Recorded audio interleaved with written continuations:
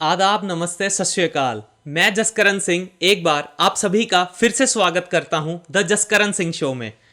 आज हमारा जो टॉपिक है वो हमारे एजुकेशन सिस्टम पर होने वाला है, क्योंकि आज हमारे साथ जुड़ चुके हैं मिस मनिंदर सिक्का, जो कि कनाडा में टीच कर चुके हैं और वो आज हमारे साथ कुछ अपने एक्सपीरियंसेस शेयर करेंगे और हमारे एजुकेशन सिस्टम के बारे में भी बात करेंगे। तो मनिंदर जी, हेलो एवरीवन। बहुत बहुत शुक्रिया आपका मेरे को यहाँ पे बुलाने के लिए and I am grateful to you.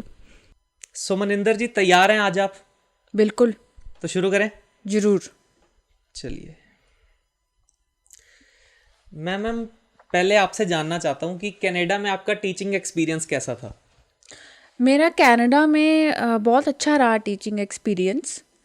लेकिन जब मैं वहाँ पे गई थी पहले, तो मुझे बहुत मुश्किल हुई, क्योंकि हम एक सिस्टम में आते हैं जहाँ पे बहुत फिक्स है चीज़ें ना, कि आपने यही करना है, बहुत डिसिप्लिन ओरिएंटेड है, और वहाँ पे ऐसा कुछ नहीं था।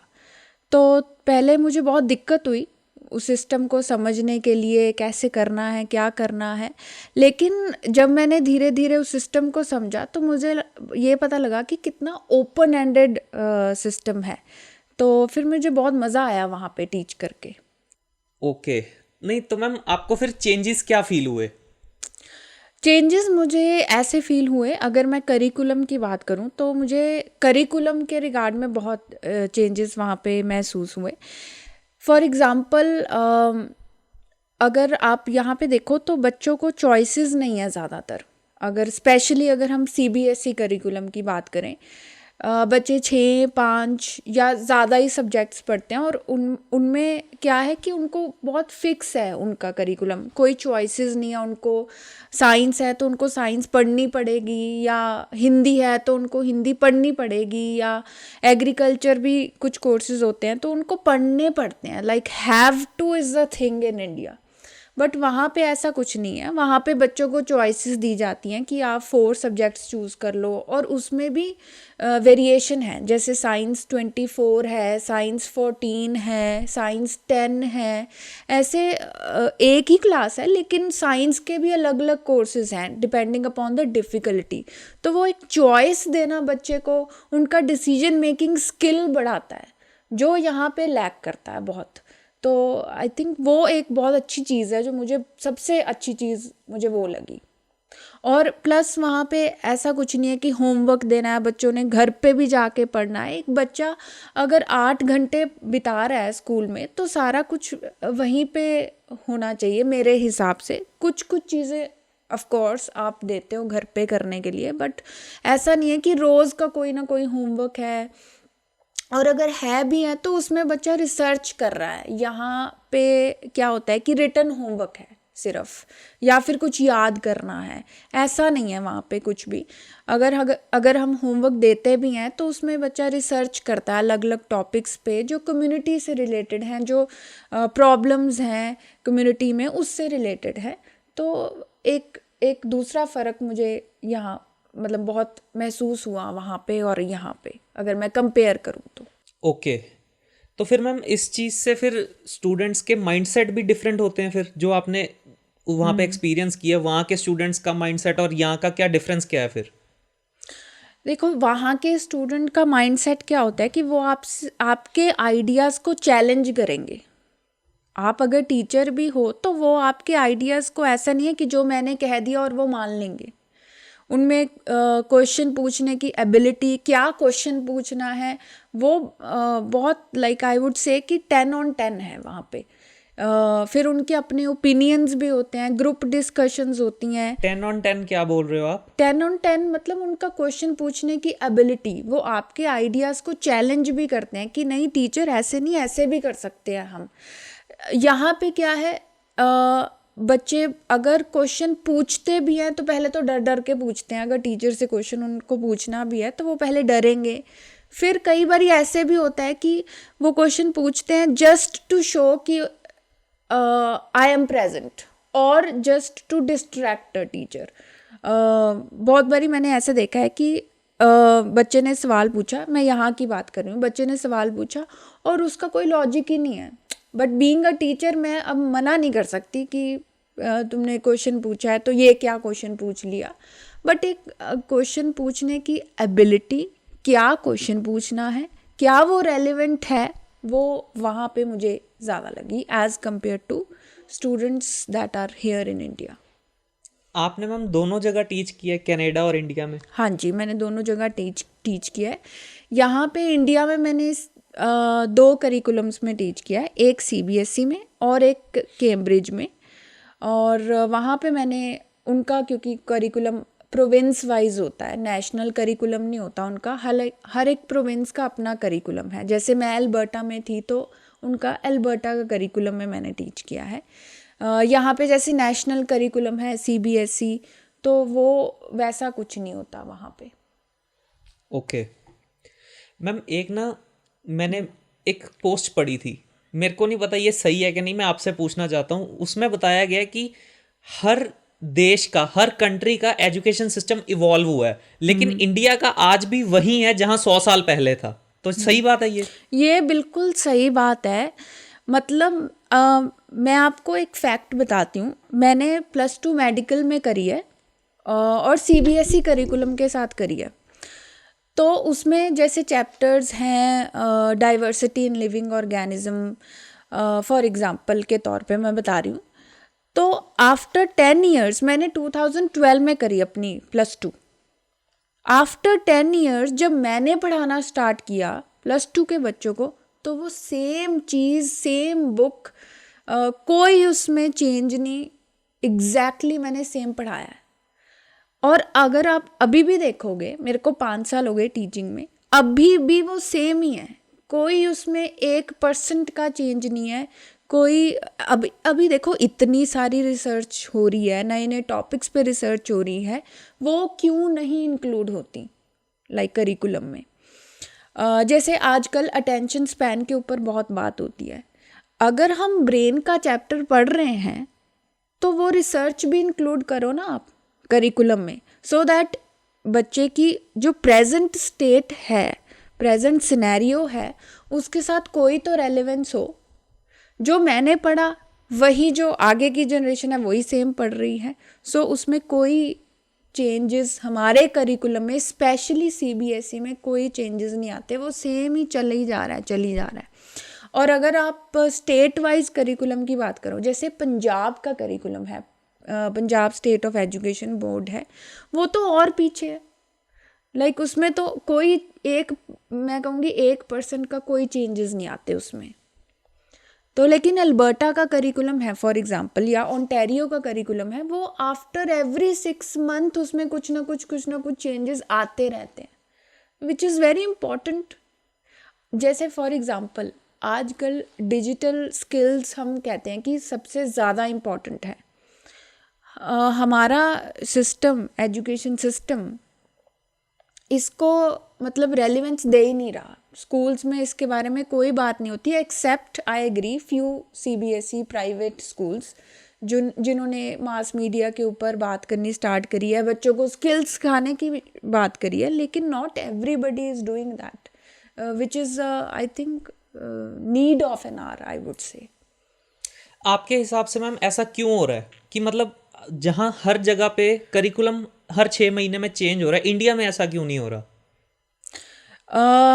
मुझे ऐसा लगता है कि lack of awareness is a thing. हमारे में एजुकेशन को कोई बहुत ज़्यादा इम्पोर्टेंस दी नहीं गई है। अगर दी भी जाती है तो रिलीजियस एजुकेशन को ज़्यादा इम्पोर्टेंस दी जाती है। अदरवाइज़ बहुत ज़्यादा हम एजुकेशन को इतनी इम्पोर्टेंस देते नहीं हैं। आई don't know what is the reason. हमारी गवर्नमेंट शायद इस बारे में डीप थॉट नहीं देती, या वो पॉलिसीज़ तो बना रही है, like national education of policy 2020 उन्होंने निकाली, जो ये कहती है कि बच्चों को एक्सपीरियंशियल लर्निंग होनी चाहिए, हैंड ऑन एक्टिविटीज़ होनी चाहिए। वो एक सिर्फ पॉलिसी है, वो इम्प्लीमेंट कहीं ना कहीं हुई नहीं है हर जगह। तो मुझे ऐसा लगता है कि lack of awareness is a thing, कि हमें ये है कि कोई बात नहीं, हमारा बच्चा अब्रॉड जाके पढ़ लेगा, यहाँ पे चेंजेस लाने की कोई ज़रूरत नहीं है. Education is not considered that important in our country. So yes. Ma'am आपने बात की कि अब्रॉड जाके पढ़ लेगा, इसके रिलेटेड मेरा सवाल है, ऐसा क्यों हो रहा है? मतलब मैं ये देखता हूँ स्पेशली पंजाब में. पंजाब में क्या होता है, बच्चे जो हैं या कनाडा जाएंगे या ऑस्ट्रेलिया जाएंगे, लेकिन यहाँ पे पढ़ के कोई राजी नहीं है. ऐसा ऐसा क्यों माइंडसेट बन रहा है हमारी यूथ का? देखो, बहुत सारी बातें होती हैं कि पंजाब से पंजाबी जा रहे हैं, बाहर जा रहे हैं, हर कोई बाहर जाना चाहता है. बट इसका एक कारण भी है. देखो, किसी को शौक नहीं होता अपनी फैमिली को, अपने सेफ इन्वायरमेंट को छोड़ के किसी और कंट्री में जाना. बट आप देखो ना, +2 के बाद बच्चा कौन सी यूनिवर्सिटी में जाए? अगर वो पंजाब में रहता भी है तो जाए कहाँ वो? वो बीकॉम करे, बीबीए करे, बीएससी करे, एमएससी करे. लेकिन आजकल के टाइम पे ये डिग्रीज रेलिवेंट है ही नहीं. तो वो बच्चा इनको करेगा क्या? पढ़ के करेगा क्या? और अगर मान लो यहाँ पे बच्चा बीकॉम कर भी रहा है तो वही है, रोट लर्निंग है. लेक्चरर आए, उन्होंने लेक्चर दिया, बच्चों ने आधा सुना जो भी है. तो कोई लैब्स नहीं, कोई उसका रेलिवेंस नहीं कि हमारे इन्वायरमेंट में क्या चल रहा है, वर्ल्ड में क्या चल रहा है, कुछ ऐसा नहीं है. लेकिन अगर यही आप अब्रॉड में देखो, हर करिकुलम के साथ उनके लैब्स होती हैं. हफ्ते में 2-3 लैब्स होती हैं. केमिस्ट्री लैब में वो एक्सपेरिमेंट करते हैं, बायो लैब में वो एक्सपेरिमेंट्स करते हैं. तो ये तो है ही नहीं यहाँ पे. तो वो बच्चा क्यों नहीं जाएगा बाहर? तो I think specially higher education में एक चेंज लेके आना, नए नए कोर्सेज लेके आना. BCom is not relevant now. क्या कर लेगा बच्चा बीकॉम पढ़ के?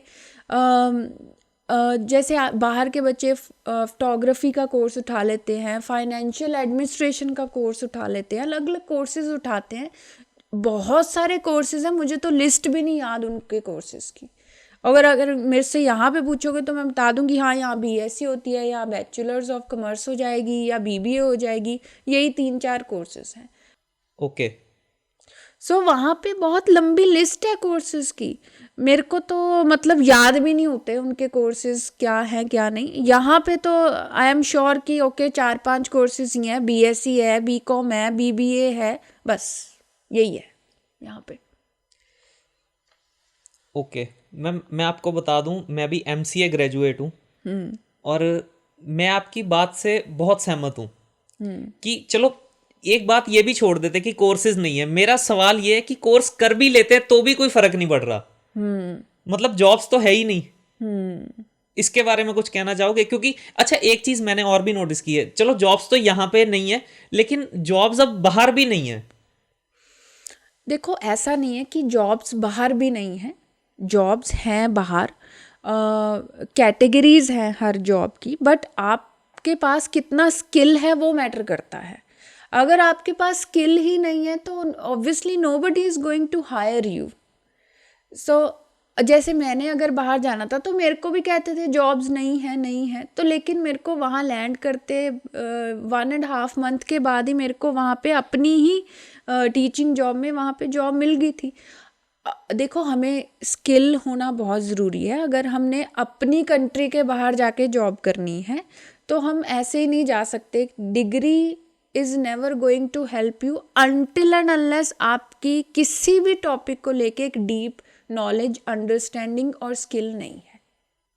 ये मैम आपने बड़ा अच्छा डिफाइन किया अभी कि स्किल्स आर मस्ट. लेकिन मैम चलिए हम एक एग्जांपल लेकर चलते हैं. मेरा आपसे अब सवाल थोड़ा मैं डीप में जाने वाला हूँ. एग्जांपल ये, जैसे कोई कोडिंग का स्टूडेंट है, उसने कोडिंग की, अच्छी की, मतलब कह लो मास्टर है वो, लेकिन अब एआई का जमाना आ गया है. तो एआई की वजह से अब उसको जॉब नहीं मिल रही. ये एक्चुअल केस है मेरे पास. तो इसका अब क्या इलाज है? देखो, अब एआई आ गया है तो जॉब्स का देखो इम्पैक्ट तो हुआ है अनडाउटेडली. बट वही मैं कह रही हूँ कि वर्ल्ड में क्या चल रहा है उसके हिसाब से आपको अपना स्किल सेट भी चेंज करना पड़ेगा।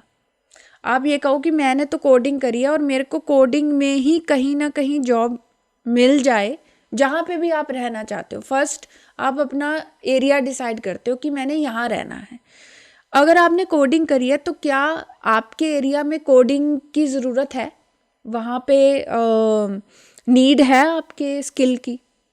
अगर नीड नहीं है आपके स्किल की उस एरिया में तो ऑब्वियसली आपको कहीं पे भी काम नहीं मिलेगा until and unless you start your own। आप चाइना में चले जाओ तो चाइना में कोडिंग की बहुत ज़रूरत है, वहाँ पे बहुत ज़्यादा टेक्नोलॉजी को लेके रीफॉर्मेशन होती है, तो वहाँ पे obviously you will get something related to your coding skill. Either you change your area और either you change your skill, अगर आपको एरिया चेंज नहीं करना है तो।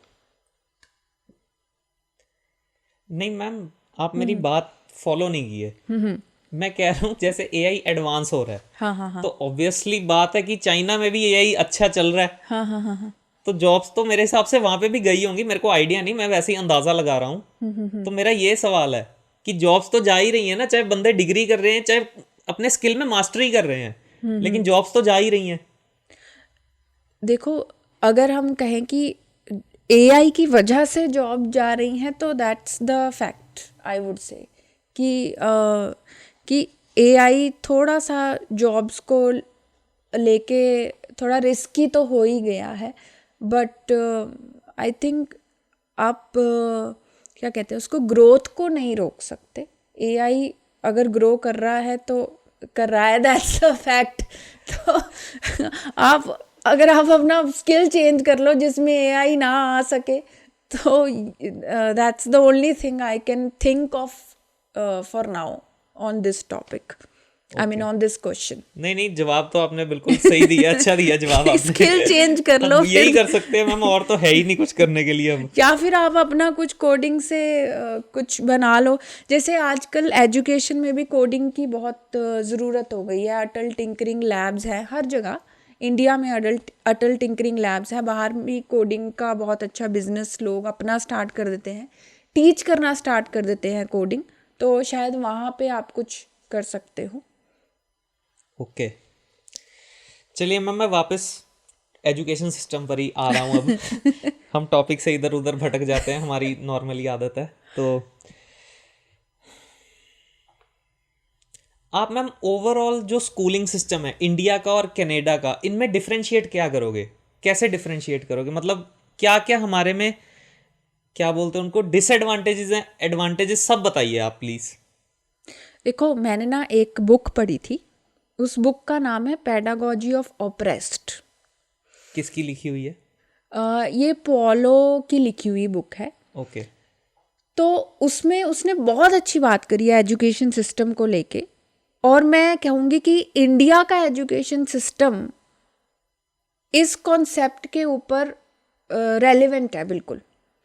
उसने बात करी बैंकिंग कॉन्सेप्ट ऑफ एजुकेशन की, जिसमें टीचर क्या है, एक डिपॉजिट कर रहा है इंफॉर्मेशन स्टूडेंट के ऊपर। तो यहाँ पे इंडिया में क्या होता है, टीचर क्लास में आया, उसने अपने कंटेंट से रिलेटेड जो भी लेक्चर देना था वो दिया, और बच्चों ने वो नॉलेज सुन ली और डिपॉजिट कर ली। This is called deposit. आप कैसे बोल रहे हो? रट्टा लगा लिया? रट्टा लगा लिया। फॉर एग्जाम्पल, मैंने बच्चों को पढ़ाया कि cell is a structural and functional unit of life, तो बच्चों ने ये डेफिनेशन याद कर ली, डिपॉजिट कर ली information. So I was the depositor, ठीक है। तो I was depositing the knowledge, और बच्चों ने बिल्कुल जैसे हम बैंक में पैसे डिपॉजिट करते हैं ना, वैसे मेरी जो इन्फॉर्मेशन थी वो डिपॉजिट कर ली। अब जब टेस्ट की टर्न आएगी तो वो ये कैश हो जाएगी इन्फॉर्मेशन। ओके। तो और जब कैश जितनी होगी पेज पे इंफॉर्मेशन, मैं उस हिसाब से कह दूंगी कि ये वाला बच्चा इंटेलिजेंट है और ये वाला बच्चा इंटेलिजेंट नहीं है। अगर किसी ने वो प्रॉपर डेफिनेशन लिख दी तो मैं कहूँगी 10 on 10, और किसी ने मान लो अपना कोई वर्ड डाल दिया बीच में जो मुझे अच्छा नहीं लगेगा, मैं कहूँगी 10/8। तो 8 वाला बच्चा कम इंटेलिजेंट हो गया और 10 वाला बच्चा ज़्यादा इंटेलिजेंट हो गया। यही हमारा कॉन्सेप्ट है इंडिया का, बैंकिंग कॉन्सेप्ट ऑफ एजुकेशन। लेकिन अगर आप कनाडा के साथ कंपेयर करो या अब्रॉड जितनी भी कंट्रीज़ हैं वहाँ पे कंपेयर करो तो वहाँ ऐसा कुछ नहीं होता। जैसे मैंने वहाँ पे लाइट एंड रिफ्लेक्शन का चैप्टर पढ़ाया तो मैंने कोई इनको इन्फॉर्मेशन नहीं दी। एक कॉन्सेप्ट आया, सिर्फ एक कॉन्सेप्ट है कि लाइट लेंस से पास करती है और उसके बाद रिफ्रैक्ट हो जाती है, ठीक है। उसके रिलेटेड मैंने क्या किया क्लास में, और ये मैंडेटरी है वहाँ पे ऐसे करना। ग्रुप्स बनाए, 4 ग्रुप्स बनाए जिसमें 4 मेंबर्स ईच। तो उस ग्रुप्स में बच्चों ने एक प्रोजेक्ट बनाया जिसका नाम था पिन होल कैमरा। उन्होंने क्लास में बनाया। इससे क्या हुआ, एक फिज़िक्स आई, उसके रिलेटेड आर्ट का स्किल आया, बनाना, कंस्ट्रक्ट करना किसी भी चीज़ को। अच्छा, उसमें कंस्ट्रक्ट करने में प्रॉब्लम्स भी आएंगी, उसको बच्चे खुद सॉल्व करेंगे, टीचर नहीं उनको कुछ भी बताएगा। टीचर ने एक कॉन्सेप्ट दे दिया, हाँ हेल्प कर सकता है टीचर जिसको हेल्प की ज़रूरत है, बट ऐसा नहीं है कि एक टीचर इन्फॉर्मेशन बोल रहा है और बच्चे डिपॉजिट कर रहे हैं और वो कैश हो जाएगी ऐसा नहीं है। तो बच्चों ने वो क्लास में बनाया, टेस्ट किया उसको, और जिसका नहीं वर्क कर रहा था वो फाइंड आउट किया कि क्यों नहीं वर्क कर रहा। तो एक प्रॉब्लम सॉल्विंग स्किल आ गई, प्रोजेक्ट बेस्ड लर्निंग आ गई, इंक्लूसिव एजुकेशन आ गई। और ऐसा नहीं है कि बस उन्होंने बना दिया और मैं लैब में लेके जाऊंगी और वो एक कचरा बन गया, ऐसा भी नहीं है। उसकी पूरी मार्किंग होगी, जो भी बेस्ट होगा उसमें से वो लैब में रखा जाएगा फॉर गुड 1 ईयर, ठीक है। तो इसमें क्या हुआ, ऑन गोइंग असेसमेंट हुई। एक तो ऐसा नहीं है कि 1.5 महीने बाद टेस्ट होंगे, एग्ज़ाम होंगे, तब मैं बच्चों की नॉलेज टेस्ट करूँगी। उसी टाइम पे उनके मार्क्स भी लग गए और वो जो फाइनल रिपोर्ट कार्ड में जाएंगे भी। तो इसको बोलते हैं ऑन गोइंग फॉर्मेटिव असेसमेंट, जो यहाँ पे नहीं होती है। आपने तो मैम पूरा फिर एग्जामिनेशन सिस्टम ही चैलेंज कर दिया। I mean that's a fact, no, this is a fact. और ऐसा भी नहीं है ये पहले था और अब नहीं हो रहा है, ये अभी भी यही है, सेम। इसमें कोई चेंज नहीं है। टीचर ने नॉलेज दी, बच्चे प्रैक्टिस करेंगे उसी नॉलेज को, टेस्ट हो जाएगा और ये लो जी इंटेलिजेंट ये बच्चा है, ये इंटेलिजेंट नहीं है, डिपेंडिंग अपॉन कि उस बच्चे ने कैश कितनी कर दी इंफॉर्मेशन पेपर पे। कोई ऑन गोइंग फॉर्मेटिव असेसमेंट नहीं है।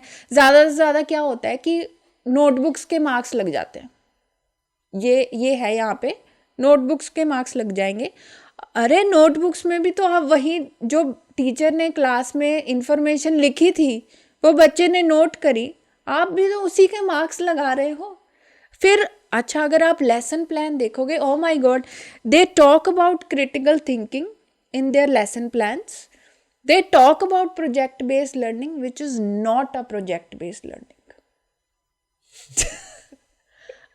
आई मीन आई टेल यू, मैं अपनी फ्रेंड से बात करी थी, एक जो यहाँ पे एक बहुत अच्छे स्कूल में टीचर है, तो मैंने उसको कहा कि यहाँ पे इंडिया में ये प्रोजेक्ट बेस्ड लर्निंग की, क्रिटिकल थिंकिंग की, इंक्वायरी बेस्ड लर्निंग की इतनी बातें होती हैं, but that's all fake. I mean इसमें है ही नहीं, कुछ हो ही नहीं रहा है, बस बातें ही हो रही हैं। एंड शी वॉज लाइक कि नहीं नहीं ये हमारे स्कूल में तो ऐसे होता है। आई वॉज लाइक ओके चलो ठीक है, हो सकता है आपके स्कूल में होता हो, but what about government school, what about other private schools?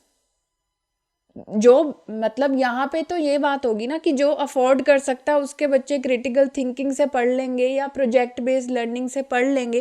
What about others? जिनको मैम नहीं पता, आप एक बार क्रिटिकल थिंकिंग एक्सप्लेन कीजिए please. Critical thinking for example, अगर मैं एक एग्जांपल के तौर पे समझाऊं, अगर मैंने एयर पोल्यूशन पढ़ाना है तो यहाँ पे क्या होता है, टीचर आएगा क्लास में, वो कहेगा air pollution is this this this, air pollution के इतने कॉजेज़ होते हैं, ये अफेक्ट होता है, ग्लोबल वार्मिंग होती है, ऐसा। अगेन बैंकिंग कॉन्सेप्ट, एक इन्फॉर्मेशन दी गई, बच्चे ने सुन ली और रट ली। क्रिटिकल थिंकिंग में क्या होगा कि टीचर आएगा क्लास में, क्वेश्चन पोज करेगा कि आजकल के पोल्यूशन कितने तरीके के हैं या कैसे हो रहे हैं। हम AQI की बात करते हैं, तो कैसे हो रहा है ये, तो बच्चे अपना सोचेंगे, अपना दिमाग लगाएंगे, पेपर पे लिखेंगे। हर एक बच्चे से आंसर पूछा जाएगा। पहले तो उन्होंने सोचा, ब्रेनस्टॉर्मिंग करी कि क्या कारण हो सकते हैं, फिर उससे रिलेटेड वो एक प्रोजेक्ट भी बनाते हैं, प्रेजेंटेशंस बनाते हैं, खुद रिसर्च करेंगे कि ये कम्युनिटी में ऐसे ऐसे पोल्यूशन हो रहा है और क्या इसके कॉजेज़ हैं, क्या इसका इफेक्ट है और क्या इसके सॉल्यूशन है।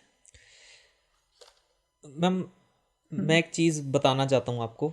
मैं ना बहुत से गवर्नमेंट टीचर्स को जानता हूँ, ठीक है, और मैं खुद भी स्कूल्स में गया हूँ और मैंने ना बच्चों का हाल देखा है उधर। ऐसा नहीं कि मैम टीचर पढ़ा नहीं रहे वहाँ पे, टीचर अच्छे से पढ़ाता है लेकिन बच्चे नहीं वहाँ पे पढ़ना चाह रहे। तो मैं आपको एक लाइव एग्जांपल देता हूँ। मेरे साथ ये चीज़ हुई। क्या हुआ, मैं स्कूल में गया तो 5th का बच्चा था, उसको बेसिक मैथमेटिक्स नहीं आ रही, बेसिक एडिशन नहीं आ रही, 2+2 वो 8 लिख रहा है, ऐसे कुछ मतलब थी सिचुएशन।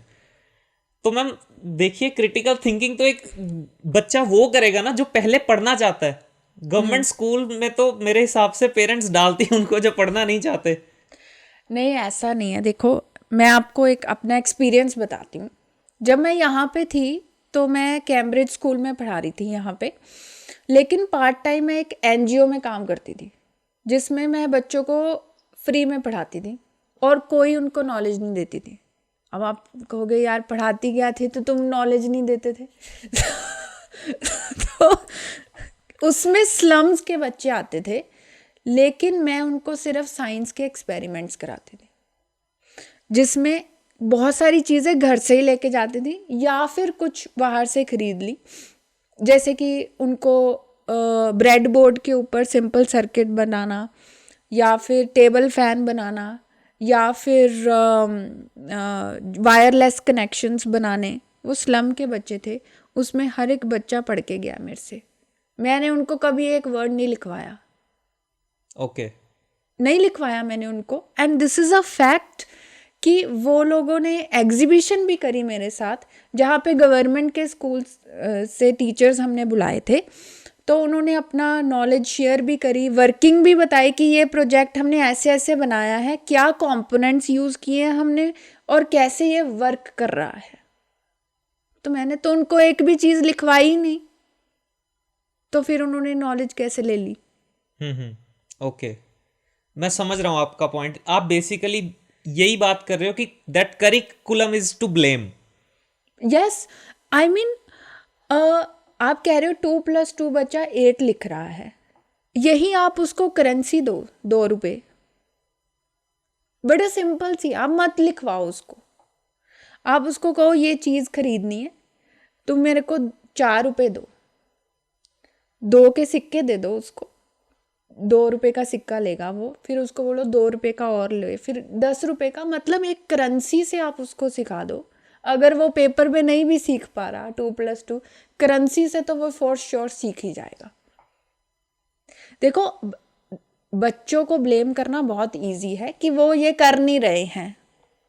आई एग्री कि बिहेवियरल इश्यूज भी होते हैं, मैं ये नहीं कह रही, बट बच्चे को देख के आपकी टीचिंग मेथोडोलॉजी अगर चेंज नहीं हो रही, then there is a problem. Okay, आप बच्चे को देखो ना, देखो हर बच्चे पे सेम टीचिंग प्रैक्टिस आप शायद नहीं चला सकते, आपको चेंज करनी पड़ेगी। अगर कोई बच्चा स्लो लर्नर है, वही मैं कह रही थी कि देखो बाहर वो आइडेंटिफाई करते हैं कि ये बच्चा स्लो लर्नर है या इसको ADHD तो नहीं है या कोई और लर्निंग डिसेबिलिटी तो नहीं है या नॉर्मली कोई बिहेवियरल इशू तो नहीं है। यहाँ पे ऐसा कुछ नहीं होता है। बच्चे 40 एक क्लास में बैठे हैं, एक टीचर है, उसकी सेम ही मेथोडोलॉजी है, वो सेम ही तरीके से पढ़ाएगा। और अगर कोई खुदा न खास्ता बच्चा कोई क्वेश्चन पूछने आ भी जाए तो टीचर कह देगा मेरे पास ये ब्रेक में आना, ये ऐसे करना वैसे करना। नॉट टू ब्लेम टीचर, क्योंकि टीचर के ऊपर यहाँ पे क्या होता है, नॉन एकेडमिक प्रेशर भी बहुत होता है। थोड़ा डिफाइन कीजिए प्लीज। नॉन एकेडमिक प्रेशर जैसे फीस का फ़ोन कर रहे हैं, वो भी टीचर ही कर रहे हैं, या अटेंडेंस रिकॉर्ड कर रहे हैं, वो भी टीचर ही कर रहे हैं, और वो भी पेपर एंड पेन पे हो रहा है, कोई सॉफ्टवेयर नहीं है, कुछ नहीं है। अगर सॉफ्टवेयर है भी है तो साथ में पेपर एंड पेन भी है और साथ में सॉफ्टवेयर भी है, which is a double burden on a teacher. फिर उसके बाद एनुअल फंक्शन आ गया, ये फंक्शन वो फंक्शन, सारा कुछ वो टीचर्स ही कर रहे हैं, बट टीचर का काम है अपना कंटेंट पढ़ाना। ये नॉन एकेडमिक चीज़ें आप प्लीज़ किसी और को दो, सो दैट टीचर बर्डन भी फील ना करें। आपकी बात से ना मैं मेरे को एक चीज़ और याद आ गई है। हमारे यहाँ पे तो जैसे इलेक्शन ड्यूटी लगती है वो भी टीचर्स की लगती है। हाँ, वो भी इलेक्शन। अरे टीचर को आपने मतलब हर जगह ही घुमा दिया, फिर आप कह रहे हो कि टीचर ये नहीं कर रहा, वो नहीं कर रहा। कैसे कर लेगा एक इंसान इतना कुछ? अच्छा मैम, आपने अभी जो बात की थी कि जैसे यहाँ पे 40 बच्चे एक ही क्लास में, 40-40, 50-50 बच्चे एक ही क्लास में रखे हुए होते हैं, ठीक है, आपकी बात मैं एग्री करता हूँ, लेकिन आप ये चीज़ मेरे को सोच के बताइए, क्या ये प्रैक्टिकली पॉसिबल है कि हर एक बच्चे की कमियां जानना, एक ही लेक्चर में हर एक बच्चे की कमियां जान के उन पर मतलब एक टीचर उसके हिसाब से रिएक्ट करे? देखो, अगर ये पॉसिबल नहीं है तो ये बाहर कैसे हो रहा है, पहली बात। दूसरी बात, अगर हम सीबीएसई की बात करें तो वो सीबीएसई खुद कहती है कि क्लास में 20 से 25 मैक्सिमम बच्चे होने चाहिए, ठीक है। तो यहाँ पे तो पहला फ्लॉ ही यहाँ पे आ गया कि आपने 40 बच्चे एक ही क्लास में भर रखे हैं, ठीक है। अगर 20 से 25 बच्चे हैं एक क्लास में, तो जो क्लास इंचार्ज होता है, जिसको हम होम रूम टीचर भी बोलते हैं, वो आइडेंटिफाई कर सकता है, उसको स्पेशली टाइम दिया जाता है कि बच्चे की हैबिट्स को, बच्चे का बैकग्राउंड को आइडेंटिफाई करना, या कहाँ से बच्चा आ रहा है, क्या थॉट प्रोसेस है। इसमें टीचर्स को ट्रेनिंग भी दी जानी चाहिए, जो बाहर होती है बाय द वे, यहाँ नहीं होती। तो यहाँ पे तो सिर्फ जजमेंट ही होती है कि ये बच्चा इंटेलिजेंट नहीं है, ये वैसा है, ये वैसा है, ये वैसा है, यही कुछ होता है, ठीक है। But I think every child is special. हम ये क्यों नहीं कह सकते कि हमारा हर एक बच्चा इज स्पेशल? चलो टीचर्स नहीं कर सकते, हम एक काउंसलर तो हायर कर सकते हैं स्कूल्स में, जो बच्चों की बैकग्राउंड को, बच्चों की एबिलिटीज़ को, स्ट्रेंथ को, वीकनेस को आइडेंटिफाई कर रहा है। वो तो कर सकते हैं हम, वो तो कर सकते हैं। और कुछ कुछ स्कूल्स में है भी हैं काउंसलर्स, ऐसा नहीं है। But again, why there is no equality? देखो, पब्लिक एजुकेशन है वहाँ पे, ठीक है, प्राइवेट भी है, पब्लिक भी है, प्राइवेट चार्टर्ड स्कूल्स भी हैं, तो हर एक को इक्वालिटी है ना, कि हर बच्चा स्कूल जाएगा, हर बच्चे को सेम ट्रीटमेंट मिलेगा। यहाँ पे क्यों नहीं है ये? जो हायर एंड स्कूल्स हैं उसमें बच्चों को सब कुछ मिल रहा है, लेकिन what about government schools? What about those private schools which are not, I would say, equipped? वो तो इक्विप कर सकते हैं। So equality is a big thing here, I would say. अमीरों को ज़्यादा मिलता है, गरीबों को कम मिलता है। अरे वो भी, अभी क्या होता है कि अमीरों, अगर मैं इस टॉपिक पे बात करूँ, अमीरों का भी क्या होता है कि वो, जिनको मिल रहा होता है वो रिसेप्टिव नहीं होते, ओके। क्योंकि उनका पेरेंट्स का माइंडसेट ऐसे होता है। बहुत सारे मतलब यहाँ पे पेरेंट्स ऐसे होते हैं कि टीचर तो एवं ही है। आई टेल यू, मेरे को क्योंकि मैंने ज़्यादातर 9th 10th के बच्चों को पढ़ाया है, या +2 के बच्चों को भी पढ़ाया है। एक बच्चे ने अपने आपस में कुछ कहा था, क्योंकि मैंने उनको कुछ बोल दिया था शायद, अब मुझे इतना याद नहीं है कि क्या बोला था, लेकिन उन्होंने आपस में ये बात ज़रूर करी है कि चाटबरा, क्या कहते हैं, हम इनसे ज़्यादा कमाएंगे। And saying having that thought जो मेरे दिमाग में कभी नहीं आई, from where it is coming. ये तो घर पे बातें सुनते ना कि टीचर तो ऐसे ही हैं, वो फीस तो दे रहे हैं, लेकिन वो एक रिसेप्टिवनेस, एक रिस्पेक्ट जो एक टीचर को मिलनी चाहिए, वो भी तो इम्पोर्टेंट है ना। तो और लेकिन आई वुड से बाहर ऐसा कुछ नहीं होता, they respect you like anything, okay, like they would give you so much of respect because you are their teacher. That's very important.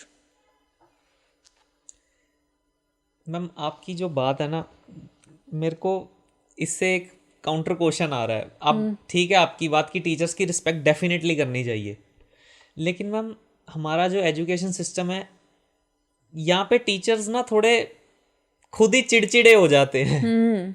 Teachers खुद ही भड़क जाते हैं, जो मैंने देखा है यहाँ पे। तो क्या होता है, जैसे एक बार ना किसी टीचर, मैं अपनी एग्जांपल बताने वाला हूँ। क्या हुआ, एक टीचर हमारे थे, तो वो बोलते थे कि जब भी कोई किसी को डाउट होगा हमसे पूछ लेना। तो मैं एक्चुअली वैसा बच्चा था कि जो सबको तंग करता था सारे टीचर्स को तंग करता था। तो वो मेरे से ना, वो टीचर परेशान होगी कि तेरे को कितने डाउट है, बस कर।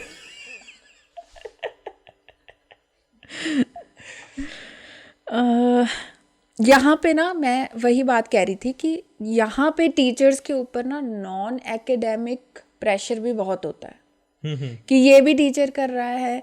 देखो फीस का फोन भी टीचर ही कर रहा है, तो अकाउंटेंट क्या कर रहे हैं स्कूल में बैठे। और अगर हम ये क्वेश्चन रेज भी करते हैं तो ये वो लोग, उनका कहना ये होता है कि आप इस बच्चे को जानते हो तो हम आपको कह रहे हैं ये करने के लिए। ठीक है, चलो एक्सेप्टेबल।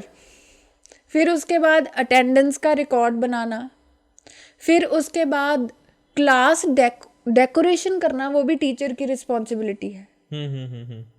ठीक है, उसके बाद अगर एनुअल फंक्शन हो गया तो आर्ट के टीचर के साथ आप भी बैठे डेकोरेशन कर रहे हो वहाँ पे।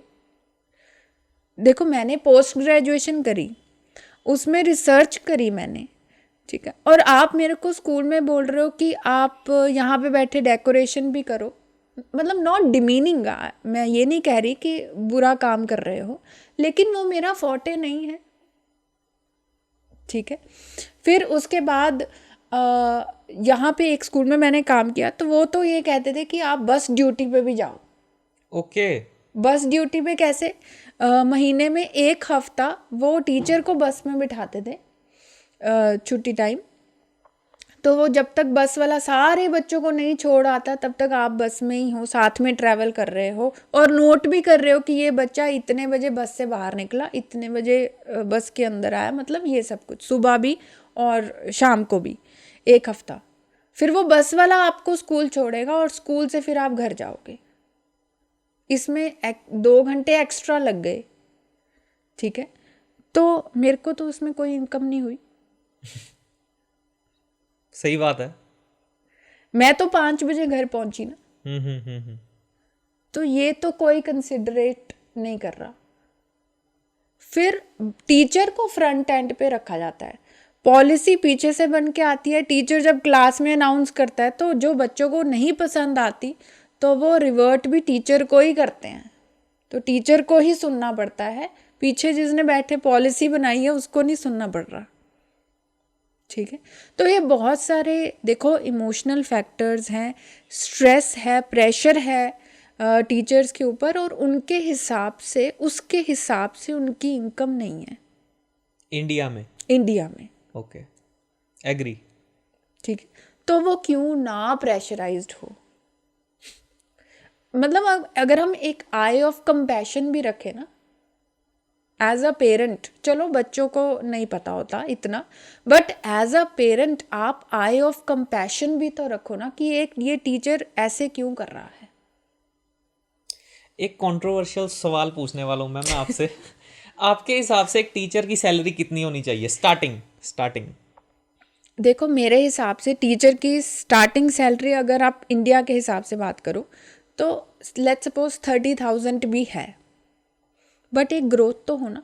हाँ, ग्रोथ तो वो बाद में एक बात कर रहा हूँ मैं। आप मुझे बताओ, एक MBA वाला बच्चा कितना कमाता है MBA वाला मतलब age on an job average? हाँ, आई थिंक 15 से 20 हज़ार। लाइक जो अच्छी MNCs में काम करते हैं, अच्छा, फिर कॉरपोरेट वो तो वर्ल्ड, लाख, 1-1 लाख 2 लाख कमा लेते हैं। कमा लेते हैं ना। स्टार्टिंग की मैं तो बात कर रहा था। ठीक है, तो एक डॉक्टर कितना कमाता है? डॉक्टर 5-6 लाख होगा। ठीक है, तो इनको बनाया किसने? सिस्टम ने, टीचर ने बनाया टीचर्स ना। ने। हाँ जी। एजुकेशन से ही वो डॉक्टर बने, लॉयर बने, जो भी बने। तो जो बना रहा है उसकी सैलरी इतनी कम है। मतलब मेरे को तो ये कॉन्ट्राडिक्शन कभी समझ में आया ही नहीं। ओके। देखो, डॉक्टर का काम भी बहुत माइन्यूट काम होता है, लॉयर, हर काम एक बहुत माइन्यूट काम होता है। ऐसे ही टीचर का काम भी बहुत माइन्यूट काम होता है। किसी के माइंड को शेप करना इज़ अ बिग टास्क। और सबसे अंडररेटेड चीज़ पता क्या है यहाँ पे? कि आप किसी को क्या बोल रहे हो उसके कोई मायने नहीं है, लेकिन वो सबसे ज़्यादा इम्पैक्ट ही वही करता है। मैं आपको आज 4 चीज़ें बुरी बोल दूँ ना, आपको वो सारी उम्र याद रहेगी। कोई भी किसी ने भी आपको कुछ भी बुरा बोला, इवन कि टीचर ने भी अगर आपको कुछ बुरा बोला हो ना, तो आपको वो याद रहेगा हमेशा। लेकिन इसी को सबसे अंडररेटेड माना जाता है, इसी पे कोई बात नहीं होती। तो एक टीचर को एक ट्रेनिंग भी देना बहुत इंपॉर्टेंट है कि वो बच्चों से कैसे बात करे। Again an eye of compassion, वो कोई ट्रेनिंग्स भी नहीं होती यहाँ पे। ठीक है, सो विच इज़ वेरी अंडररेटेड। कोई बात नहीं, बोल दिया फिर क्या हो गया। ठीक है, तो फिर उस हिसाब से उनकी सैलरी भी होनी चाहिए, क्योंकि ये बहुत माइन्यूट काम है। ऐसा नहीं है कि लोग कहते ज़रूर हैं कि टीचिंग तो कोई भी कर लेता है। नहीं, कोई नहीं कर सकता, कोई भी नहीं कर सकता। कर ज़रूर लेते हैं लोग, पर जिसके पास आई ऑफ कंपैशन नहीं है ना, वो टीचर 1-2 साल कर भी लेगा, बाद में नहीं कर पाएगा। ओके, काफ़ी अच्छा जवाब दिया मैम आपने। Thank you. अच्छा मैम, आपने ना 2 तरह के लर्निंग की बात की थी। एक तो थी आपने बोला क्रिटिकल थिंकिंग, दूसरा था इंक्वायरी बेस्ड लर्निंग। तो ये क्या, ये भी बताइए ज़रा। इंक्वायरी बेस्ड लर्निंग में क्या होता है कि जैसे for example question based learning, जिसमें बच्चा खुद ये इंक्वायर कर रहा है कि ये मेरी सोसाइटी में अगर कोई प्रॉब्लम हो रही है फॉर एग्जांपल, तो ये क्यों हो रही है। जैसे फॉर एग्जांपल, अगेन मैं सेम ही एग्जांपल दूं, अगर पोल्यूशन की बात कर रहे हैं हम, तो ये क्यों हो रहा है। ठीक है, देखो, हर स्कूल में हर बच्चे को पता है कि दिवाली पे क्रैकर्स नहीं चलाने हैं। हमने इंडिया में पोल्यूशन बहुत हो रहा है, लेकिन फिर भी चलते हैं। ऐसा भी होता है, मैंने सुना है कि थोड़े से चला लेते हैं, हम ज़्यादा नहीं चलाते, या सिर्फ हम फुलझड़ियाँ चला लेते हैं, अनार चला लेते हैं, चक्री चला लेते हैं, इससे क्या ही हो जाएगा। ठीक है, तो लेकिन वो एक इंक्वायर करवाना बच्चों को कि लो जी, मैं चक्री लेके आया हूँ क्लास में। मैं तो होती तो मैं यही करती कि अनार लेके आया हूँ क्लास में, इसको चलाओ, इसको देखो इसमें क्या क्या डलता है, खुद रिसर्च करो कि क्या क्या इसमें है, कौन कौन सी गैस निकल रही है, और इसका आपके लंग्स के ऊपर या सोसाइटी के ऊपर, society in the sense environment के ऊपर क्या इफ़ेक्ट होगा। फिर शायद एक आधे बच्चे पे इम्पैक्ट हो जाए। नहीं तो फिर वो घर से ही आता है ना, कोई बात नहीं, कुछ नहीं होता। एक तो ये कुछ नहीं होता ना, जो बहुत रेलेवेंट है यहाँ पे, कि थोड़ा सा कर लेते हैं, कुछ नहीं होता। या फिर जैसे मैं बायोलॉजी पढ़ाती थी यहाँ पे, तो मैं बच्चों को क्या कहती थी कि आप जैसे फूड एंड न्यूट्रिशन का चैप्टर है, कि आप किसी की हेल्थ रिपोर्ट ले आओ क्लास में, आप हेल्थ रिपोर्ट ले आओ, हम वो स्टडी करेंगे, और अगर किसी को डायबिटीज़ है तो रूट कॉज फाइंड आउट करने की कोशिश करेंगे, केस स्टडी बनाएंगे कि उस पर्सन का ये लाइफस्टाइल है, कितने बजे वो सोता है, कितने बजे जागता है, क्या है, तो will find a root cause of having a diabetes to that particular person. This is called inquiry based learning.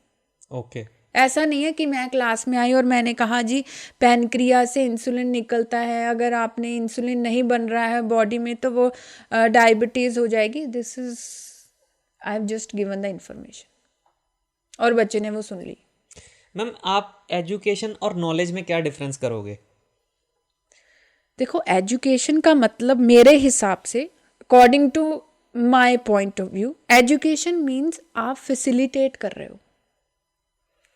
Knowledge का मतलब ये होता है कि आपने सिर्फ एक इंफॉर्मेशन थी मेरे पास, वो मैंने किसी को दे दी और वो नॉलेज इंक्रीज हो गई किसी की भी.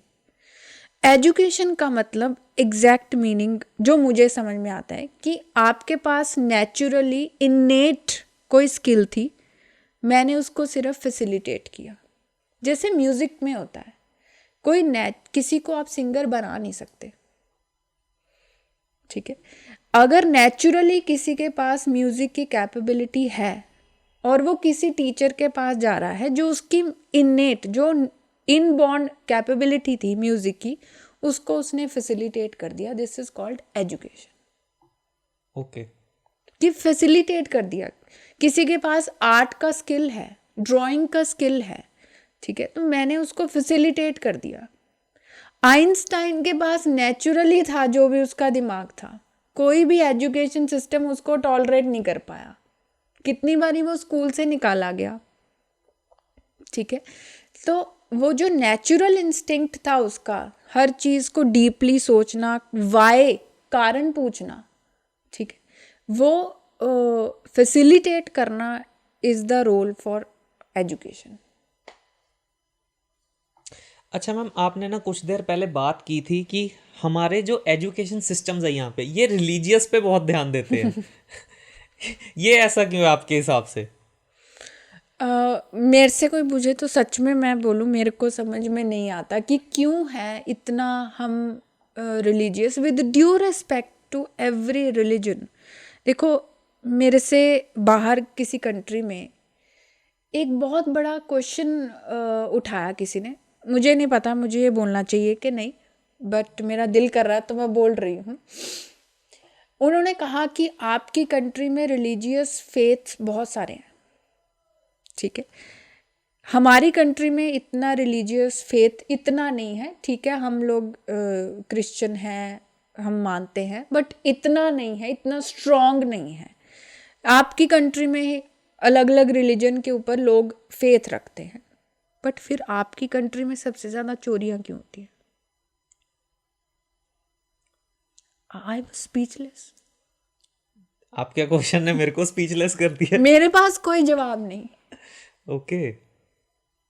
और ये वाकई मेरे से पूछा गया है कि यूरोपियन इंसान ने मेरे से एक सवाल पूछा.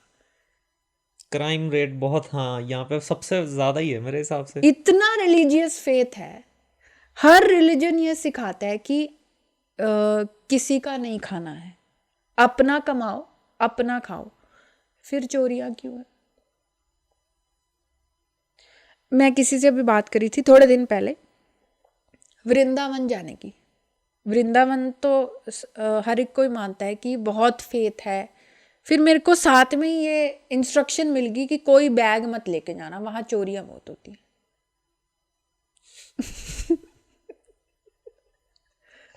तो मतलब रीज़न आई डोंट नो, मेरे को नहीं पता रीज़न, लेकिन ये फैक्ट है, आप इसको डिनाई नहीं कर सकते.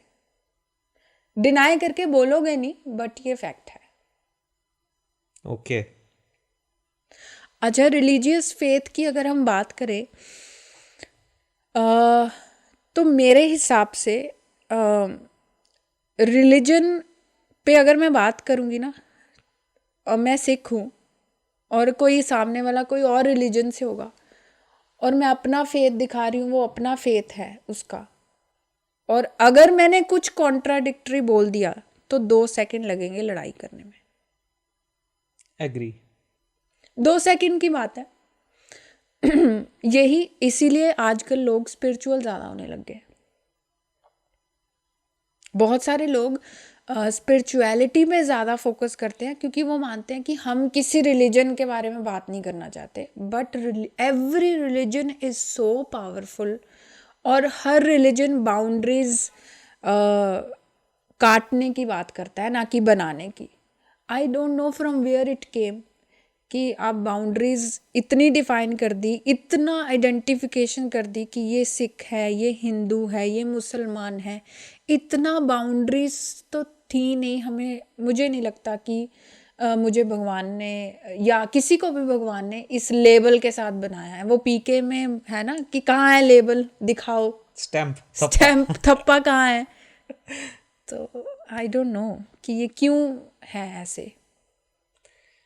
चलिए मैम, हम दोबारा से वापस आते हैं, हम फिर भटक गए थे।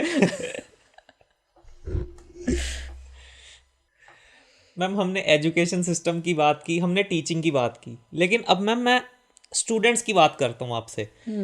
जो मैम इंडिया और कनाडा के स्टूडेंट्स है, ये मैम लर्निंग की इनकी अप्रोच डिफरेंट है कि सेम है मैम? बहुत डिफरेंट है। थोड़ा एक्सप्लेन कीजिए प्लीज़। देखो, मैं यहाँ पे ना, मैंने कैम्ब्रिज सिस्टम में पढ़ा है। तो कैम्ब्रिज सिस्टम में क्या होता है कि कोई टेक्स्ट बुक्स नहीं होती। ओके। सेम कनाडा में भी कोई टेक्स्ट बुक्स नहीं होती। कोई डिफाइंड बुक नहीं है। हम उनको असाइनमेंट्स देते हैं और वो संभाल के रखते हैं। असाइनमेंट से ही वो अपना रीड करते हैं क्योंकि नॉलेज बेस तो है ही नहीं ना। तो जो भी एग्ज़ाम में आएगा वो अपना जो नॉलेज उन्होंने गेन करी है, स्किल जो गेन करा है, उसको अप्लाई करेंगे। तो यहाँ पे भी सेम ही था कैम्ब्रिज, क्योंकि यूके बेस्ड करिकुलम है। तो लेकिन फर्स्ट ईयर तो चला, लेकिन उसके बाद पेरेंट्स ने क्वेश्चन स्टार्ट कर दिया कि टेक्स्ट बुक्स कहाँ हैं।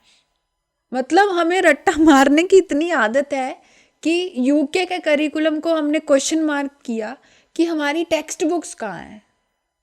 चलो फिर थोड़ी बहुत जो टेक्स्ट बुक्स पब्लिश करी और दी बच्चों को, फिर जाके उनको थोड़ी हुई शांति कि हमारे पास एक रट्टा मारने के लिए चीज़ तो है।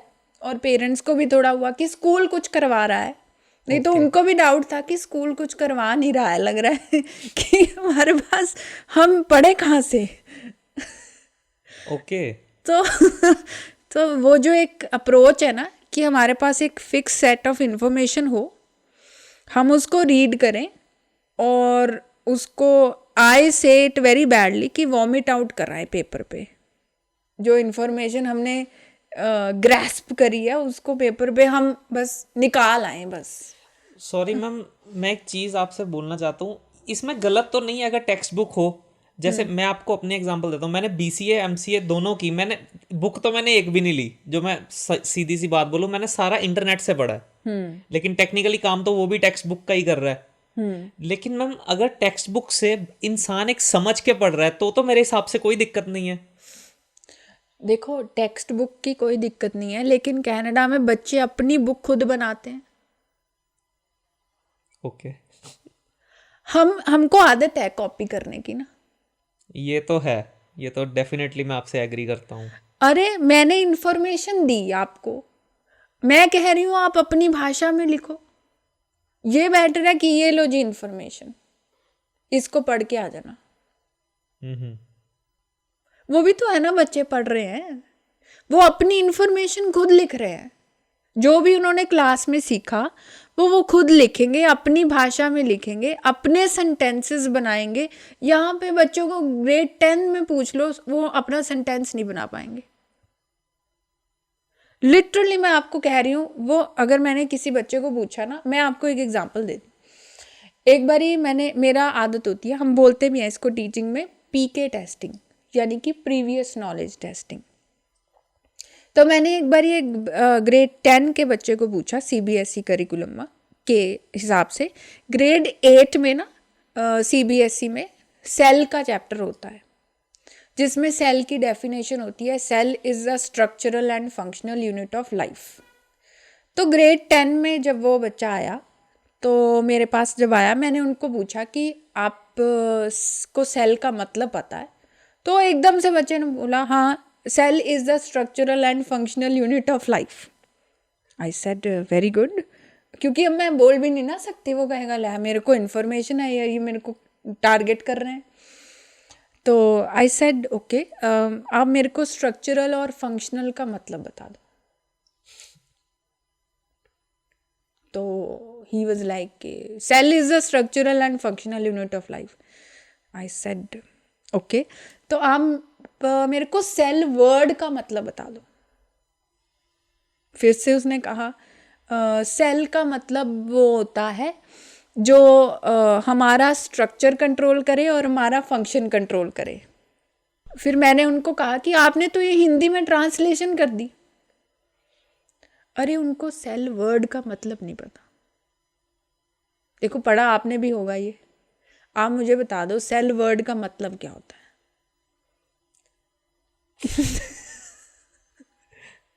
सेल तो मैम वही होता है जैसे सेल जुड़ जुड़ कर बने ऑर्गेनिजम्स बने हैं। नहीं, पर मैंने सेल वर्ड का मतलब पूछा।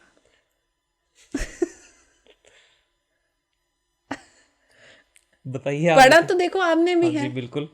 सेल वर्ड का मतलब होता है एक रूम, एक रूम। ओके। एक कैसा रूम? कंपार्टमेंट, एक बक्सा। जैसे हम जेल की भी बात करें तो वहां पे भी वर्ड यूज होता है ना, सेल। Yes yes. एक रूम में बैठे हैं हम, जिसकी एक डिफाइंड बाउंड्री है, एक एरिया जिसकी एक डिफाइंड बाउंड्री, हम उसको सेल कहते हैं। उस मतलब उसका मतलब ये है a space which has defined boundaries, जिसको हम नॉर्मल भाषा में रूम कहते हैं। अरे आपने तो उसको रट्टा लगवा दिया एक इन्फॉर्मेशन का, वो ताउम्र नहीं भूलेगा, ये बिल्कुल नहीं भूलेगा वो।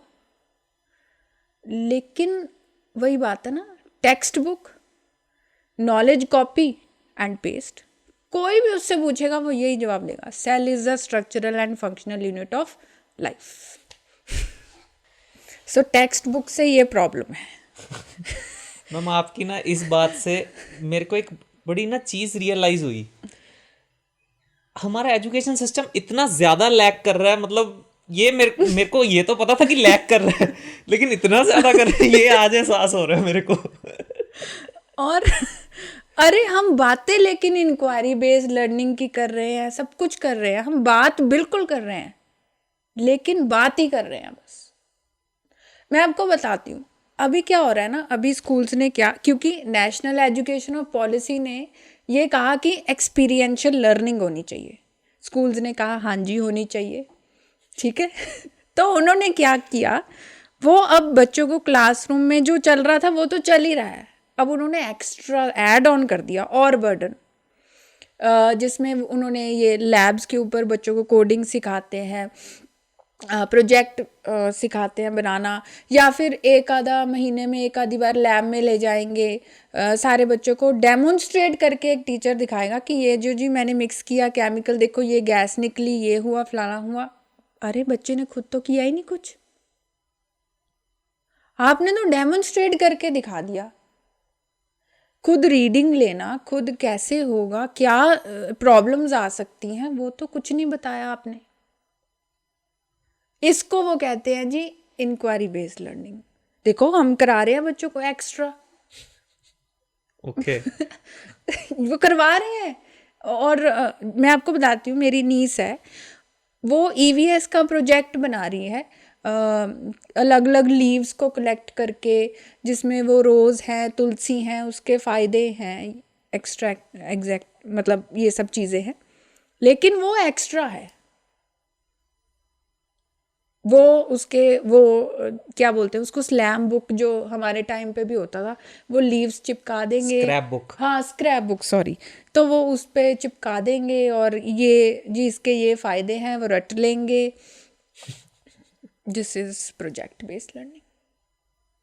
अरे मैं कह रही हूँ, मैं क्लास में लेक्चर दे रही हूँ, मैं क्लास में कंटेंट पढ़ा रही हूँ, मैं उसी के अंदर क्यों नहीं प्रोजेक्ट बेस्ड लर्निंग हो सकती।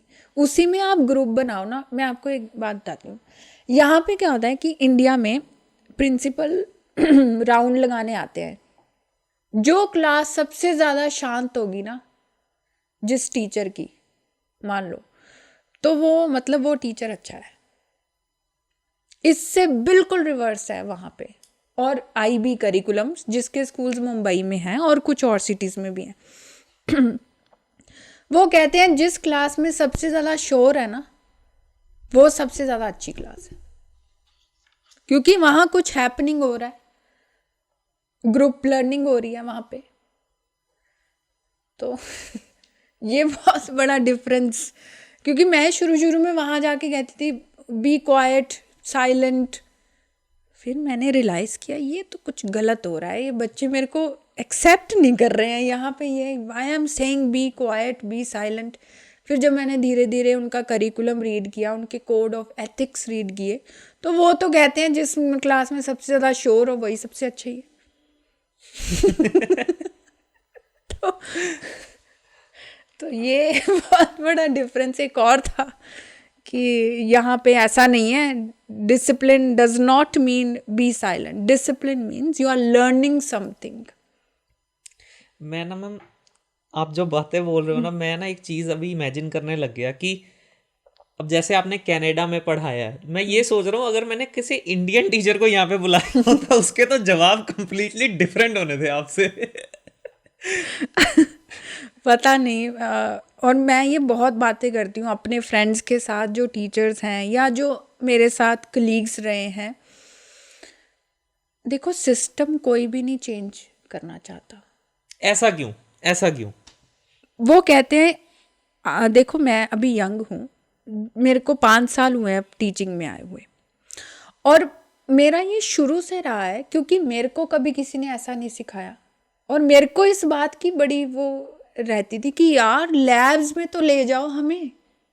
मैंने देखो प्रैक्टिकल किया अपनी पोस्ट ग्रेजुएशन में आके, जहाँ मैंने जब रैट्स को डाइसेक्ट किया, जब मैंने एक्चुअली इंटेस्टाइन देखा, एक्चुअली लिवर देखा, सब कुछ ऑर्गन्स देखे। यहाँ पे कहते हैं जी एथिकल इशू है हमारा।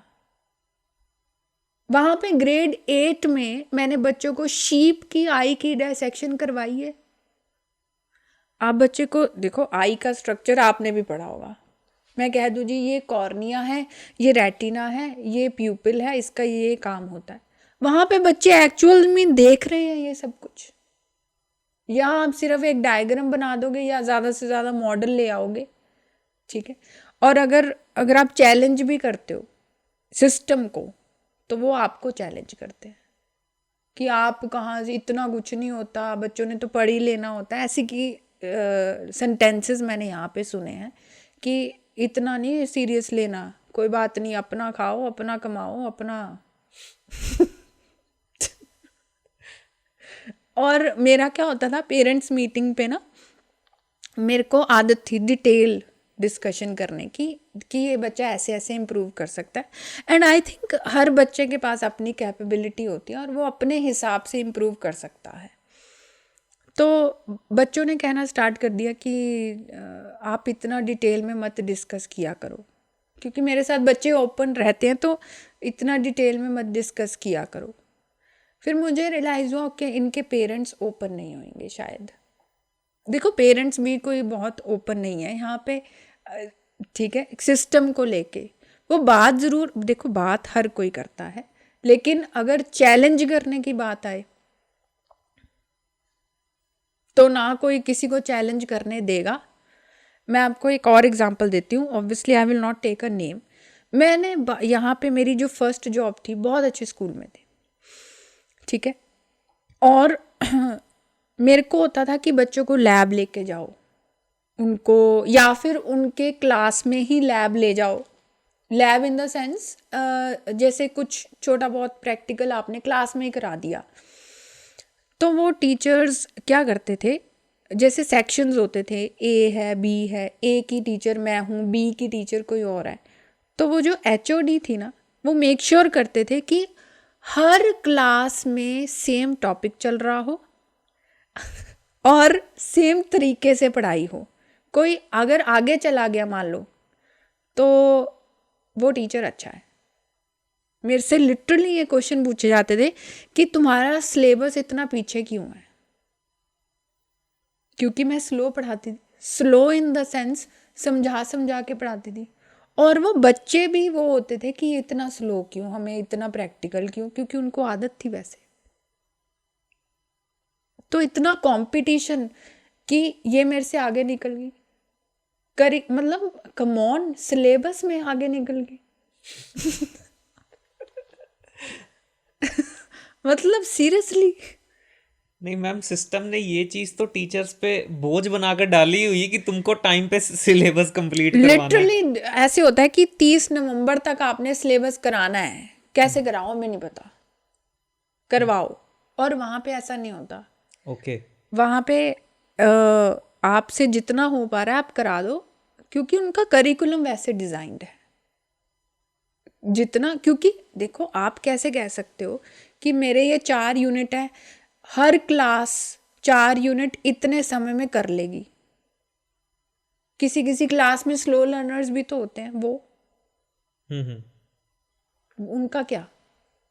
तो वो कहते हैं कि इस क्लास में अगर आपसे नहीं हो पा रहा, कोई बात नहीं, जरूरी नहीं है करवाना।